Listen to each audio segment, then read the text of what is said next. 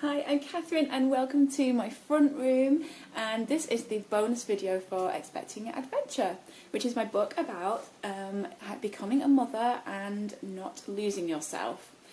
So welcome to the bonus video. So in this video I'm going to be elaborating on a few of the ideas in the book and giving you some actual examples and me showing you a few things from my life, things that I use to help me avoid that feeling of losing myself when I had a baby. So in the book I go into a lot more detail about a lot of different issues and reasons and challenges that affect our identity as mothers, as women. But I'm going to be talking specifically in this video 7 ways of helping to keep your identity alive when you have a baby. So first of all I want to explain a little bit more about why I made the book, because I don't know if you've read it yet or if you haven't read it, but I'll just briefly go over the reasons why I made it. So it's about this idea that when you have a baby you lose yourself, and when I was pregnant and thinking about having a baby, or even before that, it was something that really freaked me out, this idea of losing yourself. And this I found when I was doing some art journaling. I did a little art journal about this. As you can see, it says losing myself, and it says, I think this is one of my greatest fears about having kids. Everything that I've built up in my life today, everything that makes me me, gone, replaced by some generic faceless mother/wife clone, the end of me. So this was just me like journaling about some of the fears that I had, and this was in 2009, and I didn't actually have my first child till 2012, so it was something that concerned me. And I know that I'm not alone, because I keep finding all these blog posts and articles online about people saying that they're losing themselves, and when I read them I kind of freaked out and it put me off having kids. So I was really conscious of this issue when I had my first baby, and I wanted to address it and take it head on and be like, no, I don't want to lose myself, I will not lose myself, and I want to do everything that I possibly can to avoid losing myself, even though I know that there's going to be challenges and there are reasons why people genuinely feel that way. Being aware that that is something that people experience a lot is something that I want to kind of prepare for and to acknowledge and to counteract in whatever way I can. So the book is about that issue and how, practical ways and little tips and steps that I did and that other people have done to avoid losing themselves. So that's basically the book. So the other thing that I've provided is this little planner, which I made when I was pregnant with my first child, which I love, which is a mum-to-be survival kit and planner. Ta-da, can you see? So I was really thinking about planning for my life after baby, and you can download this as like a little bonus to the book, and it's got like a goal setting thing and lots of different planning things that you might be planning, like a hospital bag or things like that, ideas for baby names, whatever. So it's just loads of little printable planner for you to plan for your life after your baby. So don't forget to download that. It should be below this video, but somehow if you're not watching it on the page, go to toobusytoblog.co.uk/mothers and you should be able to find it there. Okay, so I talk a lot in the book about mindset and motivation as ways to help to keep our identity alive and to avoid the feeling of losing yourself. So obviously the issue of mothers feeling like they're losing themselves, it's not just our own personal experience, but it's a wider kind of society and political issue of how society treats mothers and children in general. So that is a huge issue which I don't really go into in my book, but other people have written about it really well, and I do suggest some further resources on that. But for me, I talk a lot about my own individual mindset and motivation, and I really tried to do everything that I could to motivate myself and to get in the right frame of mind and to adjust to having a baby, but also look after my own dreams and goals as well. So mindset and motivation, I feel like it's really important, because you're about to embark on this huge life change, and it's, if you're, I talk about in the book about these concepts of treating yourself like an athlete, which is something that I learned from another writer, Jana Kingsford. And she says that we should treat ourselves as athletes in a way that, so for example, Like if you were doing a marathon, you would prepare, like you would treat yourself really well physically, drink lots of water, eat good food, vitamins, all of that, and also like mentally make sure you're in a good place, that you're really positive and that you can do this, and you might have a coach like coaching you and encouraging you.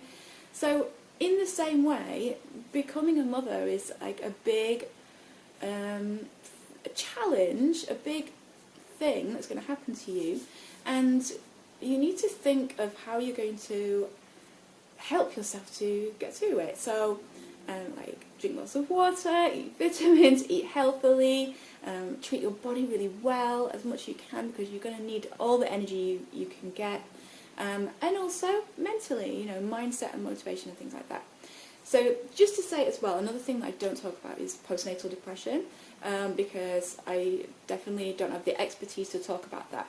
So obviously that is an issue that a lot of women do experience, and if that is the case, then please, you need to seek out some professional help. But if the things that I am suggesting don't sound good to you, then don't do them. Just come up with your own way. And that's one of the key messages in my book, is that you can be a mother in your own way and do the things that you want in your own way, because you're not going to lose yourself and your personality is still going to be in there. You're not going to have a personality swap. Like, it's something that I feared, people saying like their personality was like different and stuff. Like, that's not my experience at all. Like, I was still there, still me. So anyway, so there are various challenges that we encounter as new mothers to our identity, and I go into detail about them in the book. So I'm going to talk now about 7 ways of keeping your identity alive. So little actionable tips that you can do when you first have your baby, when you are looking after your baby yourself primarily, and yeah, just little things that you can do to keep that mindset good. So let's get started with the first one. Okay, so the first one is music. Okay, so music is so powerful, and I actually found this out recently, or reminded myself of it recently, because when I was pregnant with my second baby, I actually made a playlist, like an in labour playlist of happy songs, because I wanted to, again, like keep my mindset really positive during labour and think happy thoughts and all of that. So I made a playlist of songs that just really made me happy, my favourite happy songs, and I had some calming songs in there too, but it was mainly happy, upbeat songs. And I had this playing on my way to labour, and I mainly remember being in the car, being driven, and having this music playing, and kind of like screaming as well, going, ah, you know, when the surges happen, the contraction. But it was good, and then when the surge, the contraction stopped, and then I would be singing along to the song and keeping my spirits up. And recently, my oldest child started school, and we had to start off with a new school routine. And so I was quite worried about the whole morning routine, getting everyone up early and getting breakfast done and getting dressed and getting out of the house. So I started a routine of putting these my happy songs on my phone on alarms. So when like whatever time I had to get up, I would make it come on with one of my happy songs, and then 15 minutes later another happy song, and then you know, half an hour later another happy song. So I know that this song means we need to be having breakfast now, and you know, leaving the house is another happy song. So it really worked. It really made the whole morning routine really nice and fun. So get a playlist on your phone and pick your happy songs out and try and make it automatic. So the first tip is to get your playlist on your phone, or get it in some way that you can easily play it. And the second one is to make it automatic, so you don't have to think about it. So match it into your routine. So when you get up in the morning, just have a happy song playing. When you're making your breakfast, maybe set it on to play automatically. So you'll just be kind of subconsciously kind of flooding yourself with positive vibes. And the other thing is, it is reinforcing your identity, because it's songs that you love. It's your personality is expressed in your happy songs, They'll be, different to what someone else might choose. So it just reminds you of yourself and you're happy and your happy times. So that's my first one, is music. So my second one is to have, to pick and choose affirmations or mantras or positive quotes, whatever way you want to describe it. So I'll give you some examples. So you need to put these in a place that you're going to see several times a day. And for me, I had them over the nappy changing table. So whenever I went to the nappy changing table, which was a lot of times during the day, I would have these in front of me, so I would look at them, and they just reinforce like my positive attitude and the fact that I wouldn't be losing myself. So let me give you some examples. So the one that I actually really liked, I got from storyofmum.com. So I recommend that website too. Pippa Best is the lady who runs that. And this was from a few years ago, so I don't know if she still has this, but it was from a little download ebook that she made. And I don't know if you can see, but it says, it's just a picture of some petals on the floor. And it says, sometimes the path of love is strewn with petals, but mostly bring your own petals. So I actually had this up, and it just reminded me to kind of keep positive and make my motherhood life the way I want it to be. Like, I'm the one who's going to have to bring my identity into it. I'm the one who's going to have to make my life in such a way that I can carry on with my goals and my dreams and my identity. So that was the one that I had. I also just put up whatever little things encouraged me. So like this one was a little tag that I had from an artist, Susanna Tavares, and she put that in, and I liked it to have fun. And this is another example. This is one that I currently have. I can and I will, watch me. I like that kind of thing. It's kind of encouraging. So put those up and look at them every day. Okay, so the third thing to keep your identity alive is to, I keep looking down at my notes, that's why I'm looking down here, is to have little reminders of your identity. So at the beginning, when you have your baby, you probably will not be able to do everything that you did before yet. Okay, so for example, I really like hiking and walking and long distance walks. When I had my baby, I was not able to do that straight away. I was, in the house feeding my baby and looking after my baby. So I made sure that I had reminders of myself and my identity. So I got DVDs of walking trails, of people talking about walking trails that I could watch. I got a picture for my wall. Can you see? It's got some words. It says a list of reasons to run for the hills. This is by some people called Temporary Measure in the Lake District that I really like. So I just got this, and I liked it, and it just reminded me of who I was. It's like, that's who I am. I like walking. Don't forget who I am.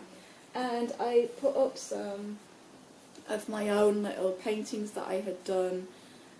So I put these up in the house, and it was actually the first time that I ever put anything like that up in the house when I had a baby, because it made me want to remind myself who I am. I'm creative.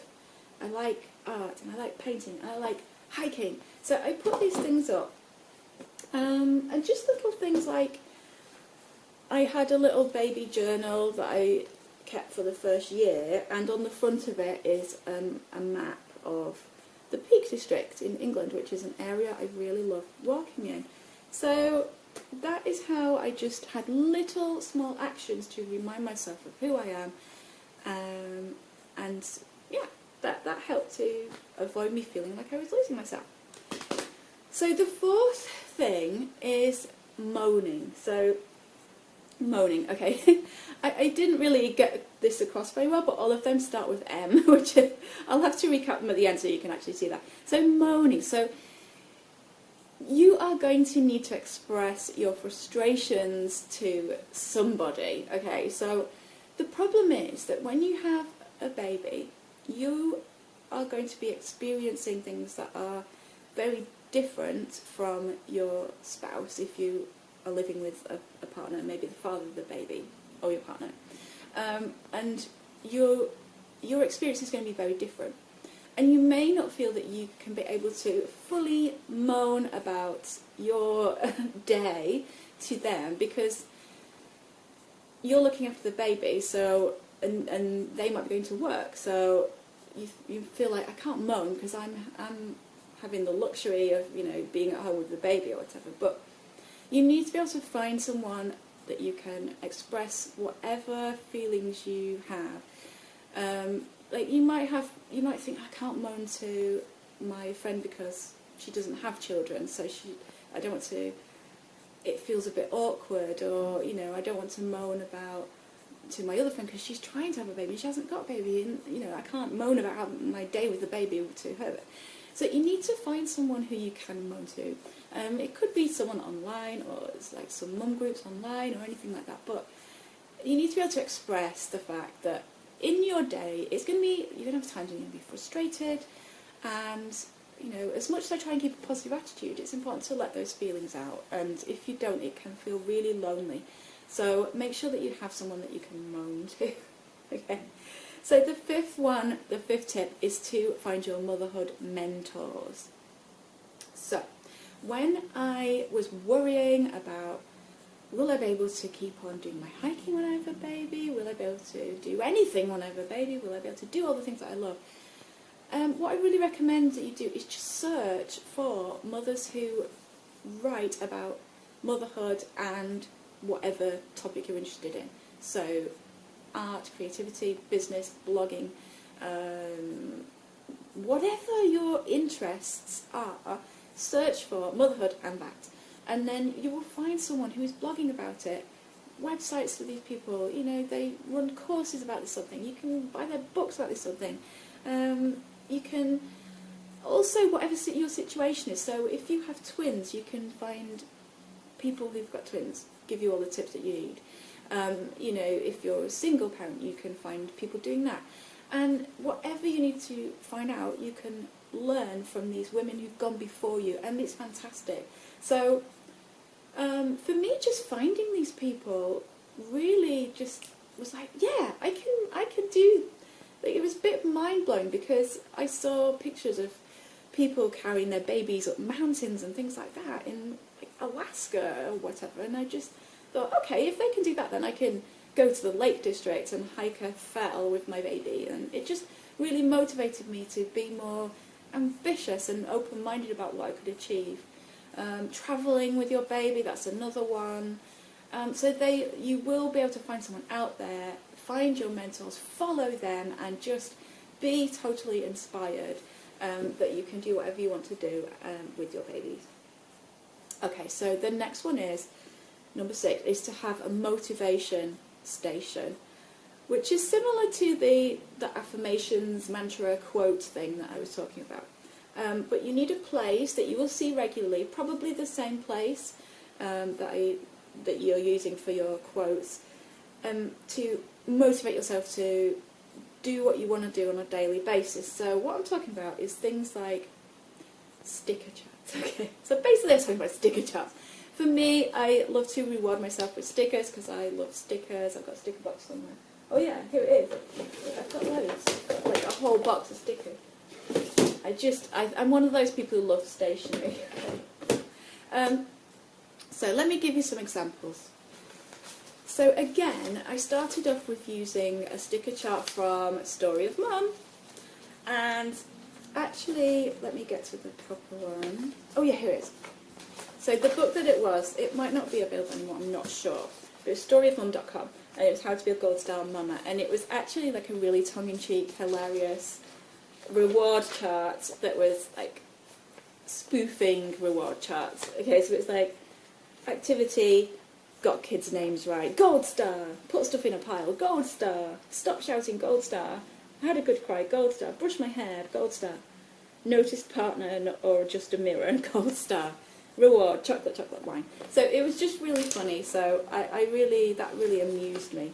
And then she actually had a blank one to put your own stickers in. But before I got to that, I just want to say that this sort of thing is really good because you don't want to put a load of pressure on yourself, especially at the beginning. You need to accept that it's going to be like a baby moon time or an adjustment time where you can have your goals, but you need to accept that it's going to be challenging at the beginning. But as you get more into a daily routine, you can start to give yourself more of your goals and do the things that you love. So it's really important to, you know, do things like this, like leave the house as it is, notice happy moments. That is so important. I'm not just all about productivity, do, get things done. I want to be able to enjoy the moment and enjoy having a baby and, you know, just not be all about getting things done. No. It's more about things that make me happy. So you'll see that when I come on to my actual goals in a minute. So anyway, so she had a blank reward chart, and I put on the things that I wanted to get done daily. So it was very simple at the beginning. Stretch. So whenever I changed my baby, I was so achy because I was hunched over. My posture was probably not very good. I was hunched over breastfeeding for like hours and hours of the day, and you know, lying in weird positions, carrying the baby. So I was really tired and achy, and I just needed to take a moment and stretch. So every time I went to change my baby's nappy, I would do a stretch, and I'd go stretch, and he'd look up at me and smile or whatever, and it'd be cute. Go outside. Really important to go outside. A smoothie, I would have a smoothie. Play. See, this is the thing, like one of my goals was to play with my baby. And I wanted to put that on as a goal for the day because I wanted to acknowledge that the things that I was doing with the baby were important and valuable in themselves, and to be acknowledged and like recognised as something that I had done and achieved, and not just things like washing the dishes, you know, that kind of thing. So yeah, read a book with the baby and a little bit of tidying up. So this is what I had on a daily. So you can see I put the stickers on. And then when I ran out of this one, oh, hang on. And then when I ran out of the printable one, I just did my own on a blank piece of paper. And then I've got another thing here, which is getting a little bit more into my project. So later on I would have 10 minutes of London Hiker, which is a website that I ran about hiking. So I did that, 10 minutes of my daily quest. I'll talk about that in just a moment. So that, 10 minutes of writing, 10 minutes of YouTube. I'm not even sure what that means. Maybe it was like learning, watching other people's videos, like learning or something on YouTube. I don't know what that is. Anyway, I did that. And then this is another example of when I started to get a little bit more crafting my days the way that I wanted. So this is when I was on maternity leave looking after my baby. So I hope that you can see. But I put in, was the weeks, week, and the goal, like the weekly goal that I wanted to do once a week. So I wanted to have like a mini adventure with my baby. So I didn't just want to get stuck into a kind of boring routine. I wanted to challenge myself. So one of my first mini adventures was go to a cafe with my baby on my own and have lunch, which felt like really like at the time because my baby was really little. But I did it, and it was a bit scary at the time. But then I did it, and then I'd overcome that hurdle. So I had things like visit an art gallery, do a walk on the Thames Path hiking trail in London where I lived, have a picnic on the Thames Path. I wanted to do something arty every week, so when I've got a sticker and I've did some painting, painting, a bit of art journaling. I wanted to do a little bit of my baby journal, which is this one that I mentioned before, so I put a sticker in when I did that. Wrote about bedtime routine. I wanted to cuddle my baby skin to skin. At that time I just really wanted to do that at least once a week, just cuddle my baby, so we did that. I put tidying up as house blessing because I wanted to kind of make it seem like a really positive thing. I did that once in all those weeks. Oops. You can see where my priorities are, and I think that's probably how they should have been, so I'm quite pleased to see that. But apparently I tidied the nappy room on that day. And I put a social thing on. I've got a parents visit, I met with some friends, parents visit, blah blah. And I've got like self-care, which was usually yoga, meditation, yoga, painting. So this was what I had. So I would always have some kind of sticker, motivational thing, things that I needed to do daily and things that perhaps I needed to do weekly, and it would be so colourful and motivating, and I would just remind myself that I am doing little things that remind me of me. So, for example, going to the mini adventure concept, so going to an art gallery, that was me, my identity, my personality. Doing a little walk in my local trails, that was me, my personality, my identity. So that is how I managed to keep it going. Right, so the 7th one, let me just make sure that I'm doing everything I'm supposed to. So the 7th one is, I'm talking a little bit more about the goals. So if you have a goal to get something done and you're looking after your baby all day long, what I recommend is that you have one daily goal, which is not too big. So let's say, for example, you're running a blog. Your one daily goal could be to post one picture on Instagram. Okay, so I'm talking about something like that. Or your daily goal could be to film one video. Maybe, so do you get the idea? Or if you're a writer, your daily goal could be to write 100 words. Like, it's not very much. But, to keep it simple, but just one thing a day. Don't confuse yourself. So you can have other things like stretching, having a smoothie, drinking water, vitamins. Do that as well. But I'm talking about your goals, your activities, your hobbies, your things that you're working on. Just have one a day, ideally. And that is your daily quest. And that is what I just called my quest in my sticker chart. So that is what I did. And I would call it micro actions. So you just feel like you've achieved something the day, even if it's just, at the beginning, it would be just something like getting a box of tools down from the cupboard and putting it downstairs so that I can have it nearby. Like, that would be just a really simple thing that I could do. So micro tasks is my tip. Micro tasks, small daily goals. I'll give you another example. So in this little baby journal, I did micro drawings. So I did little teeny weeny little drawings. I don't know if you can see, but I hope so. Of my babies, feeding expressions, and it took me a few seconds to do each one, and it was really quick, and I could even do it while he was breastfeeding, which just helped with the drawing. So just little things, little, one thing a day, your daily quest, micro actions. So that is it. I'm just looking around to make sure that I have covered everything. I think I have, but those are...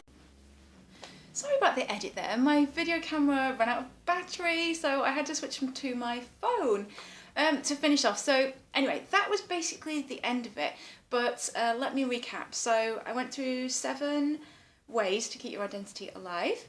If you haven't got the book already, I go into a lot more detail, so please get the book and read that. Don't forget to download the planner if this appeals to you right now. And if you want more tips on productivity and parenting and getting things done in really small bits of time, like I have to do right now, like creating this video while my little daughter is at nursery and getting it uploaded, that is what I love to talk about. I love to talk about how to create things in small bits of time, how to create things quickly, how to be productive, but still enjoy life, not just about, grinding away, but actually enjoying life. And I love to talk about batching as well. So I've done projects where I've batched my blog and batching things in your life, and using the strategy of batch creating something to progress you and help do things faster. So I talk a lot about that. I share my best tips and strategies. So if you're interested, please sign up and I will send you lots more. But thank you for watching, and I hope you enjoy this and found it useful, and I will see you in the next Email, I guess, if you sign up. So one of the things that you'll get is the 5-day batching challenge. So that's the first free thing that I created. I've also got some other resources to send over to you on how to get things done when you have a baby. So good luck to you, and I'll leave it there. Bye for now. Bye.